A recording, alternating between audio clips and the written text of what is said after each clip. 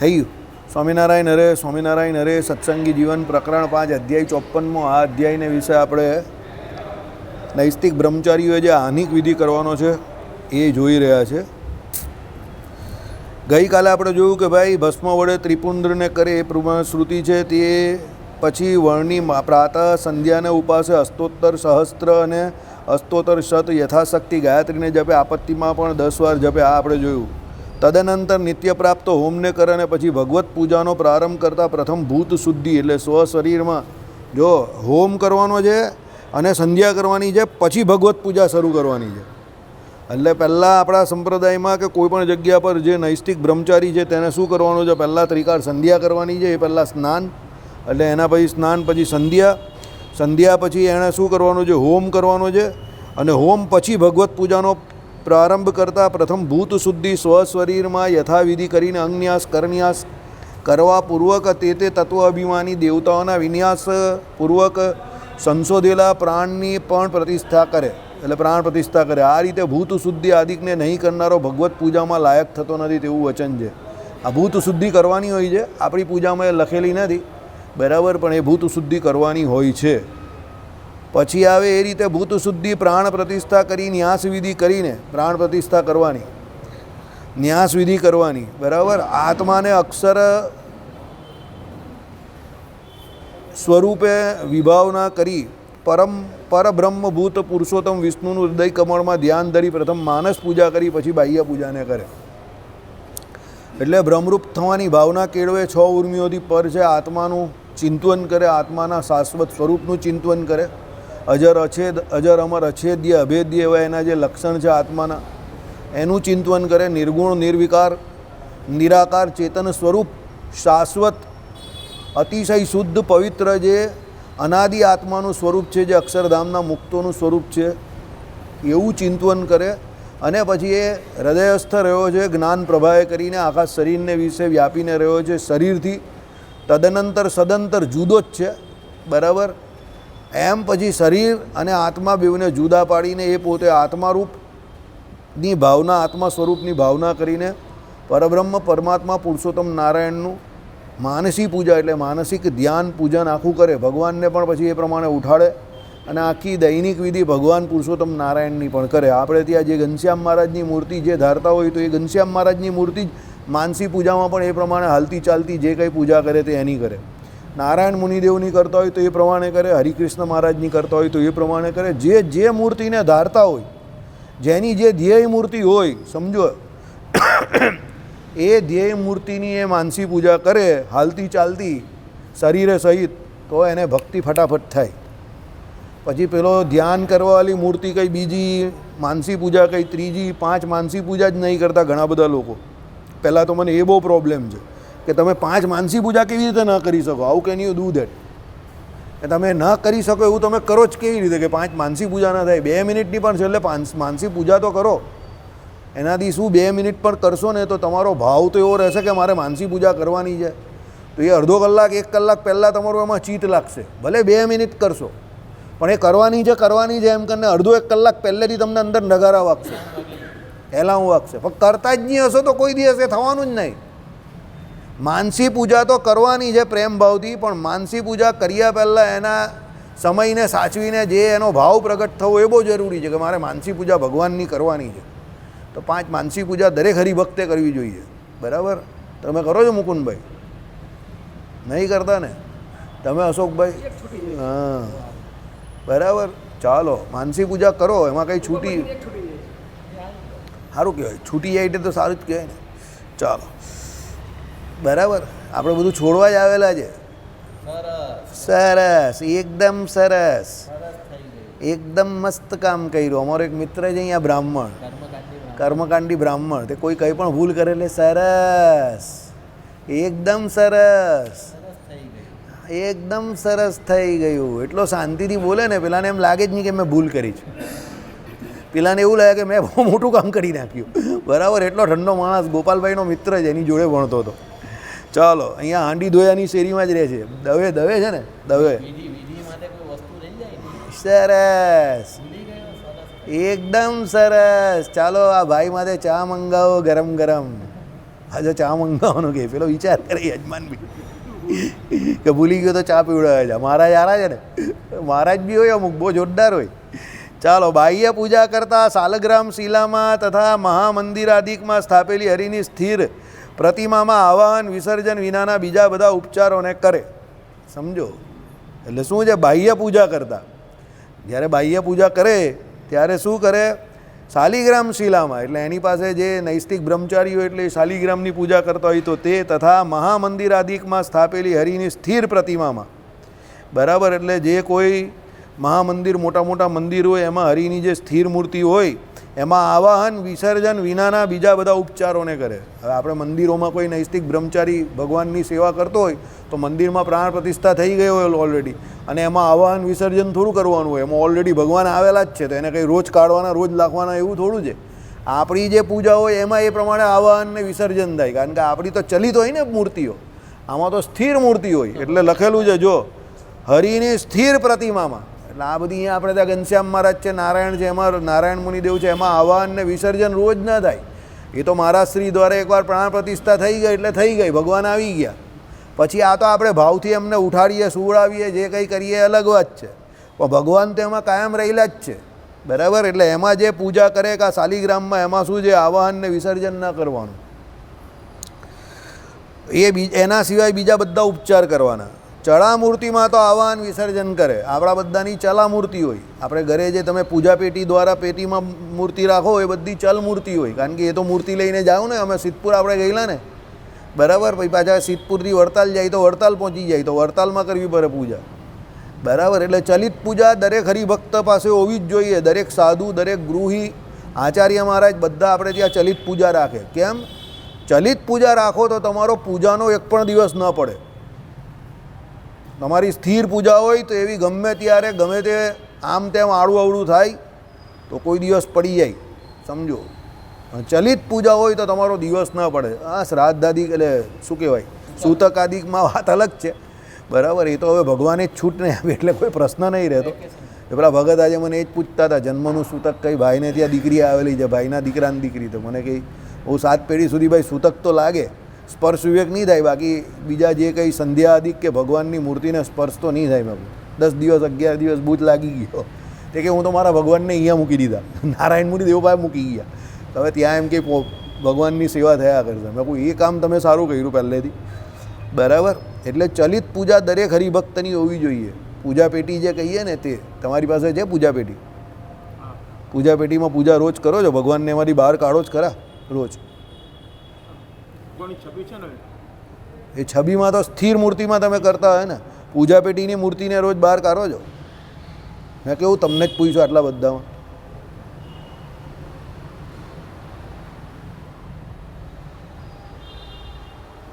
તમારે જ કરો છો ચલિત પૂજા. મારા બાપા છે ને, જ્યારે 70માં બધા બહુ મોટા મોટા વિલનો નહીં આવતા હતા, અમજદ ખાન ને ડેની ને એ બધાની પિક્ચરો બહુ જોતા હતા, સમજી ગયા?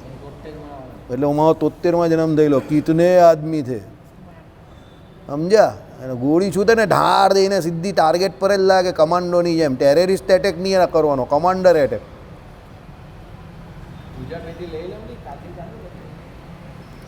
બરાબર, જિંદગીના 60-61 વર્ષ ચાલ્યા ગયા. જો હજુ તમે ચલિત પૂજામાં પૂજા ન કરતા હો રોજ, તો પછી ક્યારે કરવાના? બરાબર, બધી જગ્યા પર સંજોગોનો ને ભગવાનનો વાંક કાઢવો ને એ આપણી બહુ મોટી ભૂલ છે. ભગવાનનો કે સંજોગોનો વાંક નહીં કાઢવાનો, વાંક આપણો જોઈએ. આપણે જેટલા જે બાબતમાં એલર્ટ નથી એટલા આપણે પાછળ રહી જઈએ. ભગવાનનો શું વાંક છે એમાં? સંપ્રદાયની આપણી પ્રણાલિકા છે કે ત્યાગી ગૃહી દરેક જે કોઈ હોય, આચાર્ય સધવા વિધવા, દરેકે ભગવાનની પૂજા કરવાની છે. વિધવાને પણ પૂજા કરવાની છે. એને તો શ્રી કૃષ્ણ ભગવાનને પતિ બુદ્ધિએ ભજવાના છે, સમજો.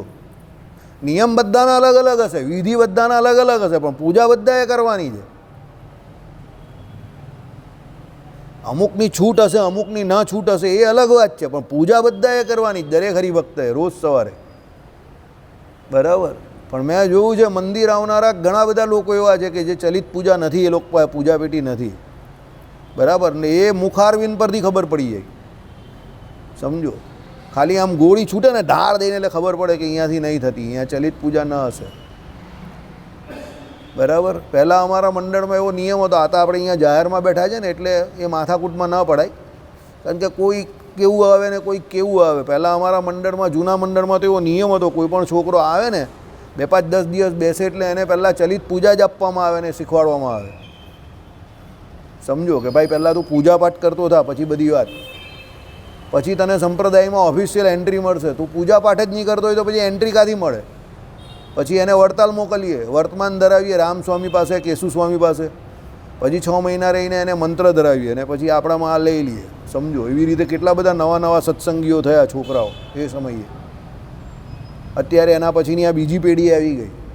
આ લોકના બાપા ને આ લોકના એ કાકા ને એ બધા આવતા હતા અમારા મંડળમાં. આ 1990-95ની વાત. આ બીજી પેઢી, સેકન્ડ પેઢી ઓલરેડી ચાલુ થઈ ગઈ. આ છોકરાની 24 વર્ષની ઉંમર છે. બરાબર. તમારા કરતાં પછીની પેઢીનો માણસ છે. આ પૂજા પેઢીથી પૂજા કરે છે. પેલો વિશાલ પણ પૂજા પેઢીથી પૂજા કરે છે. એનો કાકાનો છોકરો જે આવે છે ને એ 19 વર્ષનો છોકરો છે ખાલી. પેલાને શિવાંગને આપી, એને જોઈતી હતી. મારું માથું ખાતો હતો કેટલા દિવસ. આ વિજયભાઈને ખબર છે, હું ભૂલી જતો હતો. પછી પેલાને કહીને મેં અપાવડાવી, બારદુનવાળાને, રોમેશને કહીને. બરાબર. તમે કંઈ બોલો તો બધું થાય. તમારે કરવું તો તમારે જ, કરવાનું તો તમારે જ. તમારામાં શ્રદ્ધા હોય ને તમે કોઈ કરવી છે તો આપણે વ્યવસ્થા તો તમને બધી કરી આપીએ, પણ કરવાનું તો તમારે જ ને. બરાબર. સાહેબ પાસેથી આપણે લગભગ 50 કે 60, એટલે ત્યારે તો સાહેબે 100 પેટી કહેલી, પણ આપણે કંઈ 30 પેટી તો બારધૂનમાં મુકાવડાવેલી નવા સત્સંગીઓ માટે કે જેને પૂજા કરવી હોય ને એના માટે. ગયા 1-8 વર્ષ જૂની જ વાત હશે. 1-1.5 વર્ષ પહેલાં જ અહીંયા મુકાવડાવેલી અંદર. રોમેશને જ આપેલી મેં, નીચેથી લઈને. મેં કોઈ આપી દઈએ, કોઈ હરિભગત આવે, કોઈ છોકરા આવે તો એને દઈ દેજે. સમજો, આ બધો આપણે વ્યવહાર સત્સંગમાં એટલે રાખતા હોઈએ કે કોઈ હરિભગતને તાત્કાલિક કંઈ જરૂર હોય કે એવું હોય ને પહોંચી નહીં વળતો હોય તો આ વ્યવસ્થા થઈ જાય એમ. તમારા જેવા જે કોઈ હોય એના માટે તો આપણે આ બધા લોકો જોડે, આટલા બધા હરિભક્તો જોડે ને મંદિરો જોડે ને બધા જોડે સંબંધો રાખીએ છીએ કે ભાઈ કોઈનું કામ ન અટકે. કોને? હા, શિંદે સાહેબ આવી ગયા. મહારાષ્ટ્રમાં ઇલેક્શન હતું ને, કરીને આવી ગયા. જો આવી ગયા શિંદે સાહેબ. તો તો પછી ચાલો, એટલે ચડા મૂર્તિમાં તો આવાહન વિસર્જન કરે. એટલે ચલ મૂર્તિ રોજ ભગવાનનું ભજન. આમાં કેમ નૈષ્ટિક બ્રહ્મચારી માટે આવું લખ્યું જ તે જો આ બધી મૂર્તિ. હવે આમાં જે પેલી મંદિરની મૂર્તિ એમાં આપણે તો એપ્લિકેબલ નથી, કારણ કે આપણે કાં બ્રાહ્મણ છે. પણ એ બ્રાહ્મણ હોય તો એના માટે એ બહુ ઇમ્પોર્ટન્ટ વસ્તુ છે, કારણ કે એ લોકો મંદિરમાં સેવા કરે છે. ઘણા બ્રાહ્મણ જ કરે ને, એના સિવાય બીજો કોણ કરે? એટલે એના માટે એ જરૂરી છે, એપ્લિકેબલ છે એ કલમ એના માટે. કે સમજો, એ મૂર્તિ જે સ્થિર મૂર્તિ હોય એમાં આવાહન વિસર્જન નહીં કરવાનું, પણ એના પોતાની જે ચલા મૂર્તિ જેની એ પૂજા કરતા હોય એમાં એણે કરવાનું છે. એટલે એણે બેવ પૂજા કરવાની છે. એની મૂર્તિની પણ કરવાની છે ને આ મૂર્તિની પણ કરવાની છે. સમજો. હા, પછી એનાથી ન પહોંચી વળાતું હોય ને એ પછી એના હિસાબે ભજન કરવાવાળો હોય ને એ પછી કરતો, એ એની પોતાની ઈચ્છાની વાત છે. પણ આમાં આવું કહી છે, કલમ આવું કહી છે. બરાબર. એટલે પૂજા પેટી તો છે ને તારી પાસે? કરે છે પૂજા? ચાલો હવે સાંભળો. કોણ આવ્યું? હા, હવે શું કહ્યું? બીજા બધા ઉપચારો કરવાના છે. પછી શું કહ્યું? પૂજા પદ્ધતિમાં જે પૂજા રીતિ કહી છે તે રીતિને અનુસરીને તે ઉપચારોમાં મૂળ મંત્ર સહિત વિનિયોગ કરેલા પુરુષ સૂક્ત મંત્રોથી પૂજાને યથાલબ્ધ પુષ્પાદિ ઉપચારો વડે કરે. પુરુષ સૂક્તના જે કોઈ મંત્રો જે છે, ભગવાન વિષ્ણુ આવે ને જે જગ્યા પર, સમજજો, ત્યાં પુરુષ સૂક્તના મંત્ર બોલવાના. જ્યાં લક્ષ્મીજી આવે ત્યાં શ્રી સૂક્તના મંત્ર બોલવાના. બરાબર. આપણે ત્યાં અહીંયા જ્યારે પણ પાટોત્સવ થાય, સમજો, તો પાટોત્સવ થાય ત્યારે જે નીચે પેલા જે યજમાનો પૂજા કરવા બેસે અને સામે ઠાકોરજીને જ્યારે સ્નાન કરાવતા હોય ત્યારે નીચે બ્રાહ્મણ જે હોય તે પુરુષ સૂક્તના પાઠ બોલતા હોય. સમજો, કારણ કે એ પુરુષ સૂક્ત જે છે તે ભગવાન વિષ્ણુનું જ્યારે પણ પૂજન થતું હોય, ષોડશોપચાર વડે એમનું જે કંઈ પૂજન થતું હોય કે અભિષેક થતો હોય, ષોડશોપચારમાં જ અભિષેક પણ એક આવે છે. આ બધું જ્યારે થતું હોય ત્યારે પુરુષ સૂક્તના પાઠ બોલવા બહુ જરૂરી છે. તે બ્રાહ્મણો નીચે બોલતા હોય. અહીંયા આપણે અક્ષર નિવાસી કેશવ પ્રસાદ દાસજી જ્યારે 2019માં આપણા હરિકૃષ્ણ મહારાજના પાટોત્સવને વિશે બિરાજમાન થયેલા ત્યારે પણ એ પ્રમાણે પુરુષ સૂક્તના પાઠ બોલાતા હતા અને સાથે સાથે એ પણ બોલતા હતા. એમને તો આવડે ને, તો ભણેલા માણસ હતા. સમજો, તમને યોગ બહુ સારો મળેલો છે પણ યોગનો ફાયદો નથી ઉઠાવતા તમે લોકો. જીવન જેમ છે તેમ ચાલવા દેવું છો, ગબડિયા કરવા દેવું છો. થોડાક એક્ટિવ થઈને મોક્ષ માટે પ્રયત્ન કરવો જોઈએ માણસો. બરાબર, બહુ ઢીલા પડી જવામાં કંઈ ફાયદો નથી. શરીર તો આજે નહીં ને કાલે બધાનું છૂટવાનું છે, સમજો.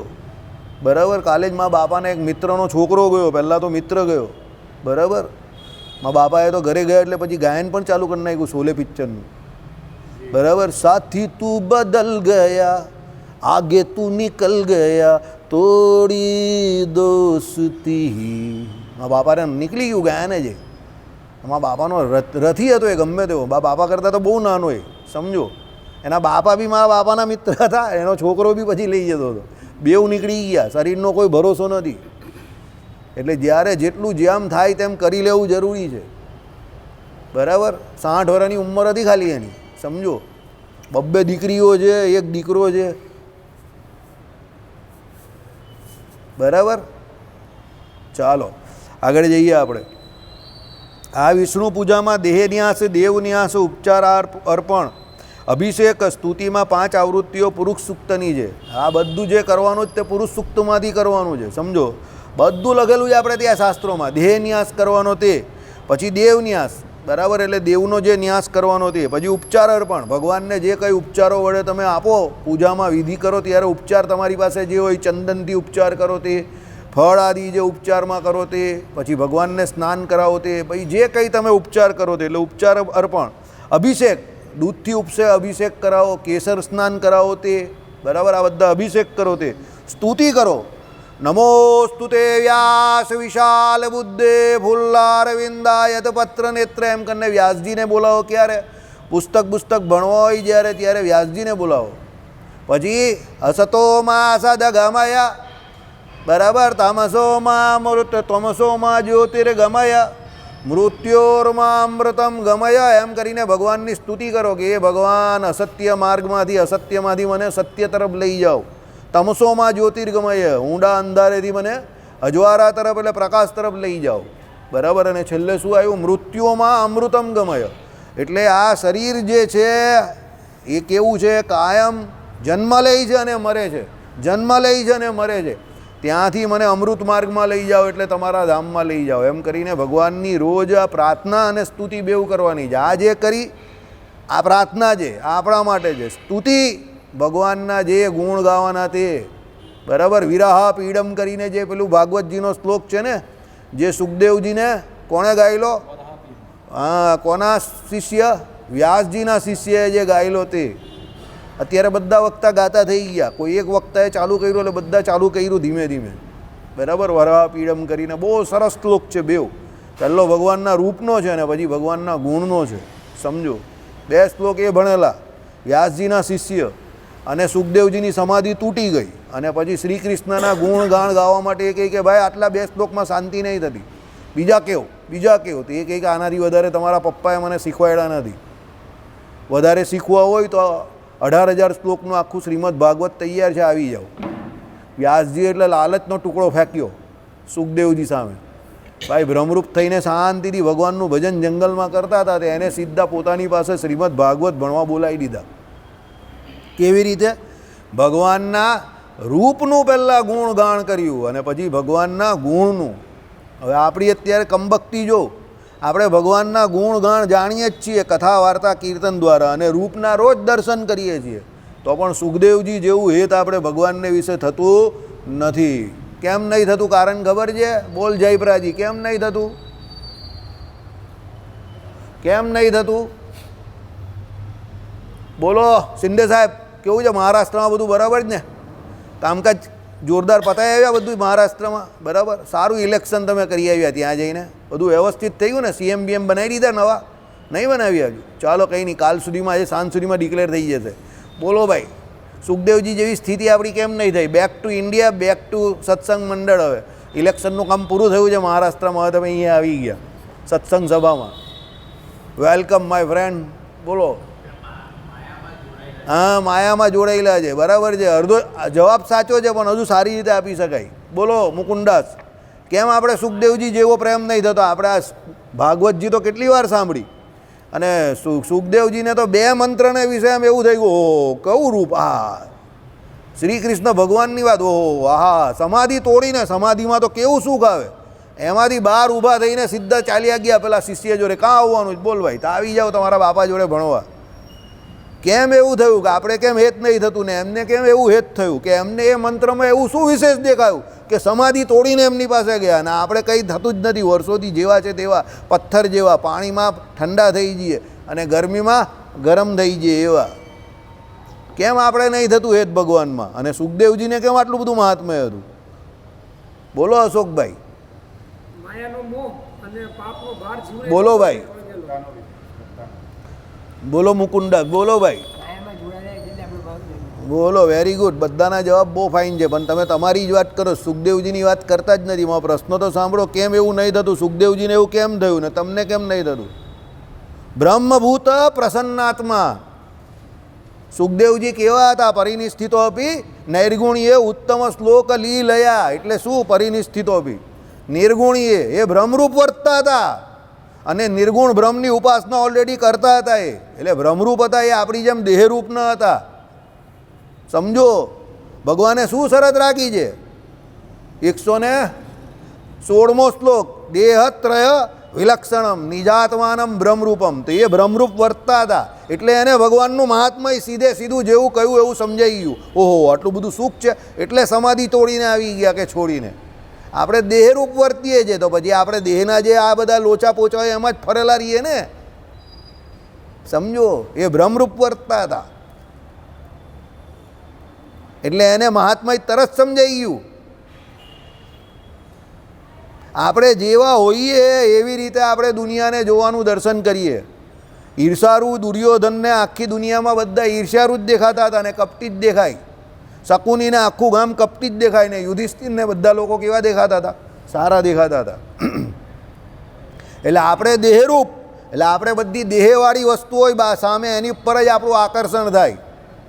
પણ સુખદેવજી દેહરૂપ વર્તતા હતા નહીં, કોપિન માત્ર પણ ધારણ નહીં કરતા હતા, એટલે એને દેહમાં જરા પણ આસક્તિ ન હતી. જ્યારે એમણે જનક રાજા પાસે બ્રહ્મજ્ઞાન લેવા એટલે એને ગુરુ કરવા માટે મોકલા, ત્યારે ત્યાં એક સુંદર અપ્સરા આવી અને એ સુખદેવજીની બાજુમાં આવીને બેસી ગઈ. એ સુખદેવજીને કંઈ અસર જ નહીં. નારદજી આવ્યા, તો નારદજી પછી આમ ડિસ્કો દાંડિયા કરતા હતા, કારણ કે નારદજીને ભાન હતું પણ સુખદેવજીને એવું કંઈ ભાન જ નહીં હતું. તો પેલી સ્ત્રી બાજુમાં બેસી ગઈ, ટચ કરે તો પણ એને કંઈ લેવા દેવાની. નારદજી પાછા કપડાવાળા અને સુખદેવજી જય સ્વામિનારાયણ, કોપિન પહેર્યું હશે, સમજો, એને કંઈ અસર નહીં. પહેલાં તો આવ્યા અને બહાર આવીને જનકને ત્યાં બહાર આવ્યા અને કહ્યું, કોને? જનકજીના માણસને, કે ભાઈ વ્યાસપુત્ર સુખદેવ આવેલા છે તમારે ત્યાં જ્ઞાન માટે. અંદરથી જવાબ શું આપ્યો જનકે ખબર? I am very busy right now. જ્યાં સુધી હું ના આવું સેવા પૂજામાં છું, એમને કહું યહીં જ પે ખરા રહેને કા ખીલા માર કે. દરવાજા પર 3 દિવસ સુધી ઊભા રાખ્યા સુખદેવજીને. કેટલા દિવસ? 3 દિવસ. આપણે ઊભા રાખે તો તારી તો ભલી થાય, એની જાતને હું સમજે છે સાહેબ છે તો એના ગણના દરવાજો જ નહીં ખોલતા, એમ કરીને પેલો ભાઈ ચડાવે. સાચી વાત ને? ભાઈ ચડાવે ને પેલો. હવે પાછા સુખદેવજી જેવા માણસ, સમજો, પેલા તો ગ્રહસ્થ રાજા અને આ તો ત્યાગી. 3 દિવસ સુધી બહાર ઊભા રહી ગયા. શાંતિથી ઊભા રહેવું ભાઈ. 3 દિવસ એ જ તો વાત છે, સમજવા જેવું એ જ છે ને, બરાબર. પછી 3 દિવસ પછી બોલાવીએ એમને કે ભાઈ કોણ છે પેલો બહાર, અને અંદરથી બહાર બોલાવો, બહારથી અંદર લાવો, આવી રીતે આ ટોનમાં. તો સુખદેવજી કહે કે ભાઈ વ્યાસપુત્ર સુખદેવ તમને કેવડાવ્યું તો ખરું પહેલાં? હા ચાલો બોલાવો. જનક ટેસ્ટ લેતા હતા કે જે વ્યક્તિ પહેલાં અહીંયા મારી પાસે જ્ઞાન લેવા આવેલો છે એ વ્યક્તિ જ્ઞાન લેવા માટે પાત્રતા ધરાવે છે કે નથી ધરાવતો. પહેલી એક્ઝામમાં પાસ. કઈ? 3 દિવસ સુધી ઊભા રહ્યા, એટલે આ ભાઈને ક્રોધ આવતો નથી. આ ભાઈ દેહરૂપ વર્તતા નથી. દેહરૂપ વર્તતો હોય તો એનામાં કોઈ જ્ઞાન પ્રવેશે જ નહીં. પછી જનકજી કહે okay please have a seat please એમ કરીને સુખદેવજીને સીટ આપી. પછી એમણે ઈશારો કર્યો એટલે અંદરથી અપ્સરા આવી એમની. રાજા હતા ને એ તો, અને એ આવીને સીધા સજી ધજીને આવ્યા. અને અપ્સરા કંઈ એમને એમ તો આવે નહીં આરતી ઉતારવા તો, એટલે એ એના લટકા ઝટકા જોડે આવ્યા. પણ સુખદેવજીને કંઈ અસર જ નહીં, એની બાજુમાં આવીને બેસી ગયા તો પણ કંઈ અસર નહીં. એટલે પછી એમને તો આ ભાઈ એ તો કામ પણ જીતેલો છે. હવે એક એક આવી રીતે જે જીતેલા જે દેખાય એટલે અંદરથી જનકજી રાજી થતા હતા. ઓહો અહો વ્યાસપુત્ર, અહો વ્યાસપુત્ર એમ કરીને અંદરથી એના વખાણ કરતા હતા. બહાર ભલે બહાર ટેસ્ટ લેતા હતા પરીક્ષા, અને અંદરથી વખાણ કરે અહો વ્યાસપુત્ર, અહો વ્યાસપુત્ર, ધન્ય છે એમ કહીએ. ક્રોધ જીતેલો છે આ વ્યક્તિએ, કારણ કે એ તો નાની અવસ્થા હતી ને સુખદેવજીની. કામ જીતેલો છે આ વ્યક્તિએ, વાહ વાહ કહેવું પડે. બરાબર. પછી એમને ગુરુ કર્યા સંદેશ. જ્યારે પછી આપવાનો તો ઉપદેશ તે શું કર્યું? 56 જાતના શું મંગાવ્યા? ભોજનો મંગાવ્યા. અને પછી ઉપર શું મૂક્યું? મોટો પથરો મૂક્યો. કોણે? જનકજીએ. અને પછી 56 જાતના ભોગ જમાડ્યા. સુખદેવજી આમ જોયા કરતા હતા. પછી કહ્યું કે ભાઈ એ તમને એટલા માટે જ રાખેલો કે તમારી ભોગને વિશે વૃત્તિ છે કે નહીં, પણ તમે જોયું કે આ પડશે તો રહેશે નહીં. બસ આ જ વસ્તુ શીખવાની છે. આ પહેલો લેસન કે આ ઘડી અને આ પડે, શરીર આ પ્રમાણે પડી જવાનું છે એવો ભય રાખે અને મોક્ષ માટે વળગી પડે તો એનો મોક્ષ થઈ જાય. પણ આપણે એવો ભય નથી. બરાબર. પાછા જનકજી બેઠા કોની જોડે ખબર જ તમને? આજુબાજુ સ્ત્રીઓને આમ હા નીચે મૂક્યો. કર્યું ભોજન ગ્રહણ કર્યું ને, બંને કર્યું. જનક અને એમણે સુખદેવે બંને કર્યું. પણ સુખદેવની નજર ઉપર અને જનકની પણ ઉપર, બંને ઉપર રાખતા હતા. જનક ખાલી ખાલી રાખતા હતા પણ સુખદેવ રાખતા હતા. પછી એમને પૂછ્યું શું જમ્યા? તે કહે કે જમવામાં કંઈ ખબર જ નહીં પડી શું જમ્યા. તો ઉપર પથરો હતો ને મોટો, સમજો. પછી એમણે કહ્યું કે એ જ શીખવાનું છે કે ભાઈ પથરો હતો તો શરીર પડી જાય એવો ડર હતો ને આપણે બંનેને. બરાબર. એટલે ભોજન જમ્યા શું એ ખબર નથી. એટલે ભોજન તો 56. હવે રાજાને ત્યાં જમવાનું તો કંઈ આપણી જેમ શાક રોટલી થોડી આવે, પણ આટલો મોટો વિષય મૂકેલો તો પણ તમને વિષયનું ભાન નહીં રહ્યું. કેમ? પેલો મૃત્યુનો ભય હતો એટલે. એટલે કહેવાનો તાત્પર્ય અહીંયા શું છે? આ પહેલો લેસન તમારો. કોને? સુખદેવજીને આપેલો પહેલો લેસન. કોણે? જનકજીએ આપ્યો. શું? આ ઘડીને આ પડે મરી જવાનું છે એવો ભય રાખો તો વિષયમાં વૃત્તિ રહે નહીં, ભગવાનમાં વૃત્તિ રહે. પણ આપણે એ શું કરીએ છીએ? યાદ રાખીને ભૂલી જઈએ છીએ. બરાબર. મને એક જણ કહીને કાયમ મને કહે વાસુદેવ યાદ રાખજે. હા યાદ રાખીને ભૂલી જઈશું. એને કેવું પેલો કે યાદ રાખીને ભૂલી જાય કેવું? મેં કહું ઘણી વખત એવી હોય કે આપણે ભૂલી જઈએ, પણ ઘણું કામ કેવું હોય કે આપણે યાદ રાખીને ભૂલી જઈએ. બરાબર. સમજી ગયા? એટલે પછી જ્યારે પછી સ્ત્રીઓની વચ્ચે બેઠા. કોણ? જનકજી. સુખદેવજી કહે કે હાલા આ તો યાર લંપટ લાગે, સ્ત્રી લંપટ. પછી એને ખબર પડી કે આને તો કંઈ અસર જ નથી, સાંખ્ય શાસ્ત્રના નિષ્ણાત છે આ તો. એટલે પછી એમને કહ્યું થેન્ક યુ વેરી મચ. કોને કહ્યું? એમના ફાધરને. શું કહ્યું? કે ભાઈ હા તમે જેને ગુરુ કરવાનો કહ્યો ભલે એ રાજા છે પણ એની બુદ્ધિ બહુ શ્રેષ્ઠ છે. કે ભાઈ મને પણ ગુરુની જરૂર હતી. સમજો કેમ? એમને કાયમ જંગલમાં રહેવાનો અભ્યાસ હતો, પણ વિષયોની સાથે કેવી રીતે રહેવાય અને રાજપાટ કરતાં કરતાં ભજન કેવી રીતે થાય એ જનક પાસે શીખ્યા. એ પણ કે આવી રીતે પણ ભજન થઈ શકે. એટલે મહારાજે વચનામૃતમાં શું કહ્યું? પ્રવૃત્તિ માર્ગ અને નિવૃત્તિ માર્ગ. બરાબર. અને એમાં જે એમ કહી કે ભગવાને શું કહ્યું કે જનક જેવા ગ્રહસ્થ છે એનો આ માર્ગ છે. કયો? સાંખ્યશાસ્ત્રવાળો. કે ભાઈ વિષયોની સાથે રહીને પણ વિષયોથી અંજાવું નહીં અને શાંતિથી એનાથી વિમુક્ત થઈને ભગવાનનું ભજન કરવું એ જનકજી જેવાનો મોટાનો માર્ગ છે. અને નારદ સંકાદિક જેવા કેવા છે? નિવૃત્તિ માર્ગવાળા સાધુઓ છે. એ તો વિષયમાં ભરતા જ નથી, કારણ કે એ લોકોને લેવા દેવા જ નથી. એટલે બંને માર્ગ છે સાધુ સંતોના. સમજો. પેલા ગ્રહસ્થ છે જનક તો પણ સાધુ છે, અને આ સાધુ છે નિવૃત્તિ માર્ગવાળા છે. પેલા પ્રવૃત્તિ માર્ગવાળા સાધુ છે. બરાબર ને? આપણે કેવા છે? સ્વાદુ છે. સાધુ નથી પણ સ્વાદુ છે. આખાને અડધાને ભરેલા વિજયભાઈ અને અમે પણ સમજી ગયા. શું ભરેલા? રીંગણા. બરાબર. ચાલો એટલે ભગવાને શું કહ્યું કે ભાઈ અર્ચન તે આ સર્વ સદગુરુ થકી જાણીને તે જ ક્રમથી અર્ચન વિધિને આચરે. મહારાજે નહીં કહ્યું શિક્ષાપત્રીમાં કે ભાઈ અમરીશ રાજા જેવો કેવો હોય, આત્મનિવેદી ભક્ત હોય તો પણ ઉપર પ્રમાણે જે અનુક્રમથી પૂજા કરવી. એટલે આ ભગવાને બધી અનુક્રમ બતાવેલો જ છે આમાં. પુષ્પ એટલે ફૂલ, ધૂપ, જો અગરબત્તીની આપણે ત્યાં કોઈ પ્રણાલિકા નથી ભાઈ. અગરબત્તી કંઈ પૂજામાં કરવાની ઘણા લોકો કરે છે, પણ અગરબત્તી કોઈ જગ્યા પર લખ્યું નથી. ધૂપ કરવાની કઈ છે, બરાબર. ચલો, ધૂપ આદિકના અલાભમાં તો તે પુષ્પાદિ સર્વે માનસ તે મંત્રો વડે સમર્પે. ભાઈ ના હોય પુષ્પ કે ધૂપ કે એવું કહી તો પછી શું છે, માનસી પૂજામાં આ બધું તમે ધૂપ આદિક જે હોય તે ભગવાનને સમર્પિત કરી શકો, પુષ્પોના હાર ચડાવી શકો, બરાબર. જે પ્રમાણે જે સિઝનના જે ફૂલો આવતા હોય તમને એનું જ્ઞાન હોય તે પ્રમાણે તમે કરી શકો. નિત્ય પરમા પ્રીતિથી પૂજ્ય પ્રતિમામાં એકાગ્ર મનવારો થઈ નિયમ તત્પર થઈ પૂજે. રોજ પૂજા ડેઈલી કરવાની છે, પૂજા પેટી રાખવાની છે, પરમ પ્રીતિથી રોજ પૂજા કરવાની, એકાગ્ર મનવાળો થાય અને નિયમ તત્પર થઈને નિયમથી કરવી. એમાં પૂજામાં જે કોઈ કરે તે નિયમથી, એવું નહીં કે આજે 10 માળા ને બીજે દિવસે 2 ને ત્રીજે દિવસે 15 ને એક દિવસ 50, એવું નહીં. પૂજામાં જે માળા કરવાની કે પૂજામાં જે પ્રદક્ષિણા કે દંડવત એ બધું નિયમ પ્રમાણે. જેના ઘરે જગ્યા હોય તો દંડવત પ્રદક્ષિણા પણ કરી શકે છે. જગ્યાનો અભાવ હોય તો ઠીક છે. કારણ કે ઘણી જગ્યા પર શું હોય કે પેલી પૂજાનું દેવળસ્થાન હોય તો એવી જગ્યા પર હોય કે દંડવત જેટલી જગ્યા જ નહીં બચતી હોય, પ્રદક્ષિણા થાય એવું નહીં હોય. કારણ કે દિવાલની આજુબાજુમાં તમે આમ પેલો મૂકતા હો તો પછી જગ્યા જ નહીં બચતી હોય, સમજો. એ અલગ વાત છે, બરાબર. પછી બાજુવાળાના ઘરે પહોંચી જાય સીધો પેલો દિવાલ તોડીને, બરાબર.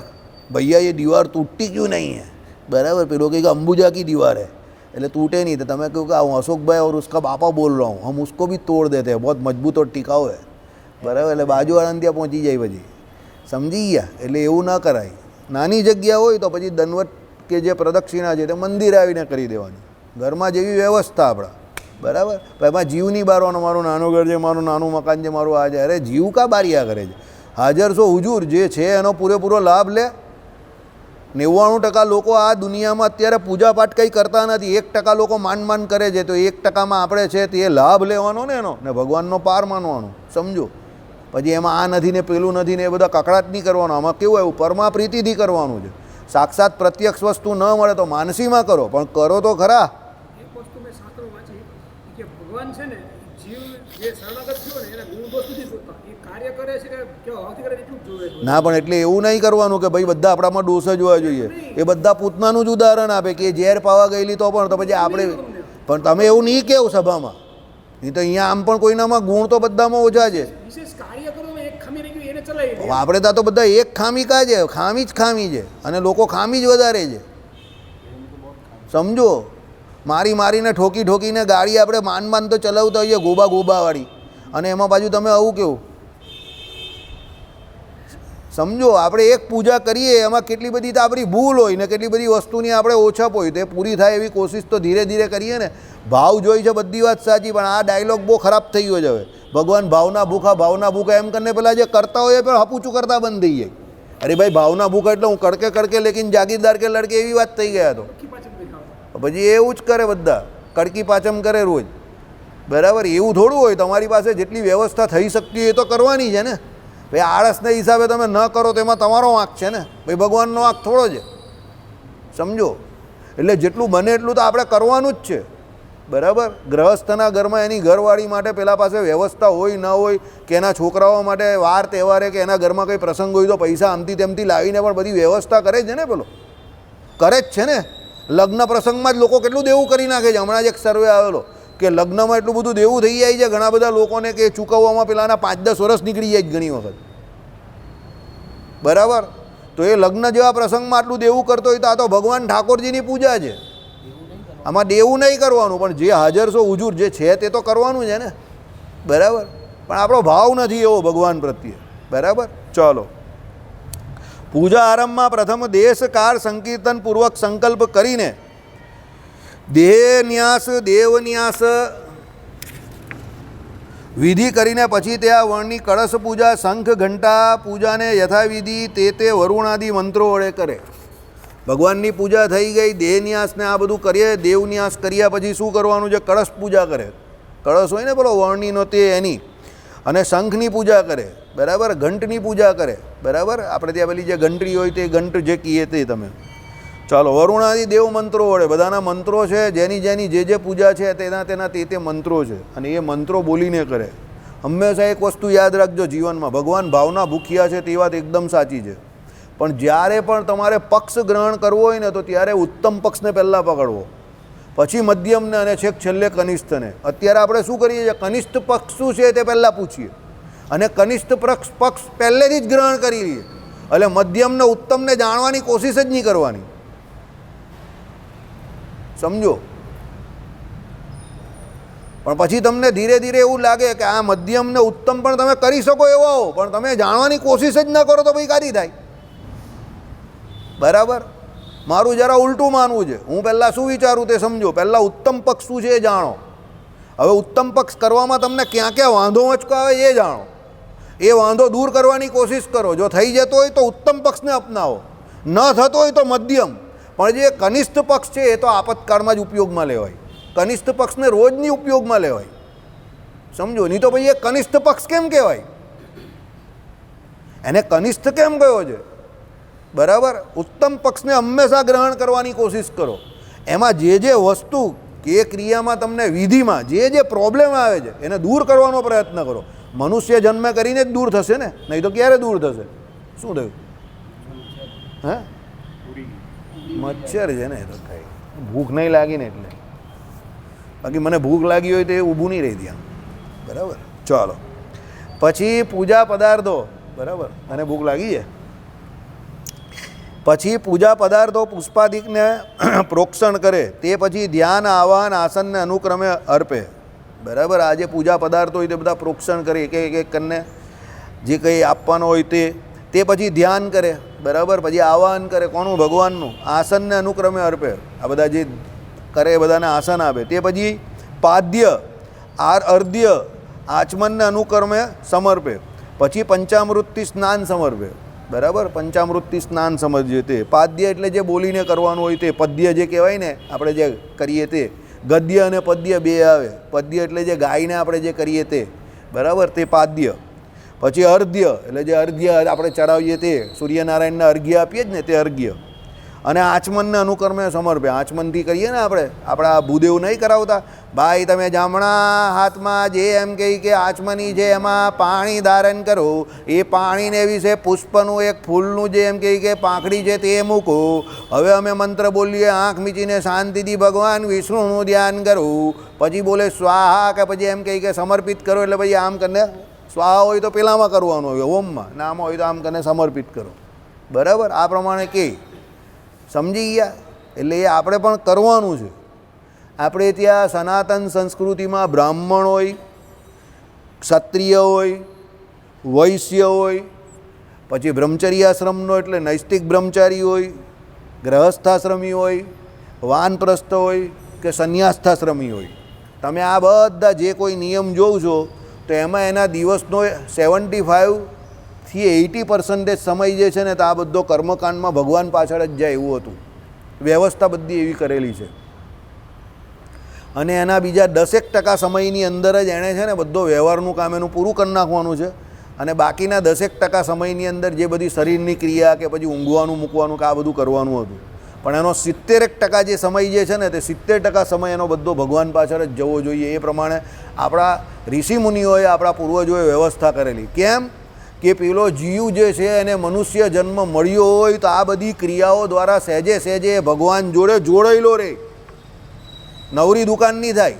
અને શરીરના ભરણ પોષણ માટે જેટલી જરૂર હોય એટલું જ કમાવા જાય. અને એ પણ એના વર્ણ અને આશ્રમ પ્રમાણે ભેગું જ કર્યા કરવું. 1 પેઢી, 2 પેઢી, 3 પેઢી, 5 પેઢી, 10 પેઢી, એવું નહીં. એના આત્મકલ્યાણ માટે પ્રયત્ન કરે. અને એને ત્યાં જે સંતાન આવે તે સંતાન પણ કેના માટે? એના પિતૃઓના ઋણ માટે, કે પિતૃ ઋણથી એ મુક્ત થાય એના માટે સંતાન ઉત્પત્તિ કરે. પછી એના સંતાનને પણ એ જ પ્રમાણે સંસ્કાર આપે કે જે પ્રમાણે એને એના બાપાએ સંસ્કાર આપેલો હોય કે આ બધું તારે કરવાનું છે. તો આવું પણ અહીંયા આત્મકલ્યાણ માટે આવેલો છે. શરીર પૂર્તિ માટે કે આ વિષય ભોગ માટે આ તને મનુષ્ય જન્મ નથી મળ્યો. એટલે ઘણા લોકો મને એવું કહે આ બધું શાસ્ત્રમાં કહેલું કરવા જાય ને તો ભગત આખો દિવસ એમાં જ ચાલ્યો જાય. અરે પણ એ લોકો એવું જ ઈચ્છતા હતા કે તારો દિવસ એમાં જાય. સમજો, એ લોકો એવું ઈચ્છતા જ નહીં હતા કે તમે આટલી બધી મહેનત કરો ને મજૂરી કરો શરીર પાછળ. બરાબર, એ તો આપણે લોકો મંડી પડેલા છે શરીર પાછળ મહેનત કરવા માટે. શરીરમાં તો કેવું હોય, કામ કરે તો પણ ઘણી વખત ન મળે ને ન કરે એને પણ મળી જાય. એ ભાગ્યમાં પણ હોય. અને પુરુષ પ્રયત્ન કરવાની ના નહીં પાડી, કરવાનો છે. પુરુષ પ્રયત્ન કરવાનો છે, પણ શરીર પૂર્તિ માટે જ 2 પેઢી 3 પેઢી 4 પેઢીનું ભેગું જ કર્યા કરવાનું. અને એ ભેગું કરવામાં ને કરવામાં આપણે હિન્દુ આજે કેવા થઈ ગયા, એક છોકરો બહુ થઈ ગયો, એક છોકરી પણ ચાલશે, અમેરિકા ઓસ્ટ્રેલિયા કેનેડા એને મૂકી દઈશું, આપણે અહીંયા શાંતિથી ઢોલકા વગાડવાના, પછી બાજુવાળાને જોવાનો, આજુવાળાને જોવાનો, ઘરમાં કોઈ મળે જ નહીં, અને પછી ડોહા ડોહી ગાંડા થઈ જાય. પછી હવે વૃદ્ધાશ્રમનો ધંધો બહુ ફાટી નીકળ્યો છે એમાં. કારણ કે 10 એવા હોય જેને છોકરા હોય નહીં, તે 10 જણા પછી બંદીર આવે એવા તો હોય નહીં, એટલે વૃદ્ધાશ્રમમાં જોઈને એકબીજાનું મોઢું જોયા કરે અને જીવન કાઢે. બરાબર, એટલે જુવાની પહેલાં છોકરાઓમાં